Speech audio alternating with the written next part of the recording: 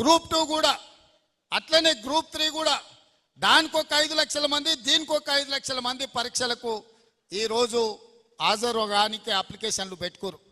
ఈ పరీక్షలు post phone చేస్తే కోచింగ్ సెంటర్లు బతుకుతాయి. ఒక్క నెల ఏదైనా పరీక్షలు గ్రూప్ 1 గ్రూప్ 2 పోస్ట్ పోన్ చేస్తే ఒక్కొక్క కోచింగ్ సెంటర్కు 100 కోట్ల రూపాయల ఫీజులు వస్తాయి. ఇవాళ కోచింగ్ సెంటర్ల మాఫియా కొంతమంది కిరాయి మనుషులను పెట్టి ఆ కిరాయి మనుషులతో రోడ్ల మీద ధర్నాలు చేసి పరీక్షలు పోస్ట్ పోన్ చేయమని అడుగుతున్నారు. మోతిలాల్ అని ఒక లంబాడి బిడ్డను ఇవాళ రెచ్చగొట్టి దీక్ష కూసబెట్టారు. ఇంకొక బక్క జడ్సన్ అని ఒక దళితుని దీక్ష కూసబెట్టారు. ఇవాళ ఇంకో కోచింగ్ సెంటర్ ఆయన దీక్ష కూర్చున్నాడు. ఎందుకు మోతిలాల్ కూర్చోవాలి, ఎందుకు బక్క జడ్సన్ కూర్చోవాలి? నేను సూటిగా సవాల్ విసురుతున్న హరీష్ రావుకు, కేటీఆర్ కు, సన్నాసులారా మీరు దీక్ష కూర్చోండి, మీరు సావనైన వాయిదాయిన పడాలి. ధైర్యం ఉందా?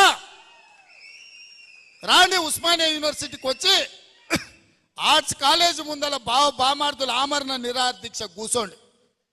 గ్రూప్ 1 పరీక్షలు, గ్రూప్ 2 పరీక్షలు, గ్రూప్ 3 పరీక్షలు, డిఎస్సి పరీక్షలు వాయిదానన్న పడ, లేకపోతే మీ ప్రాణాలన్న పోవాలి నినాదంతో మీరు ఆర్ట్స్ కాలేజ్ ముందల దీక్ష చేయండి. మేము కాపలా ఇస్తాం, మిమ్మల్ని ఎవ్వడు ఆపడు, సూతం ఎన్రోల్ చేస్తారు.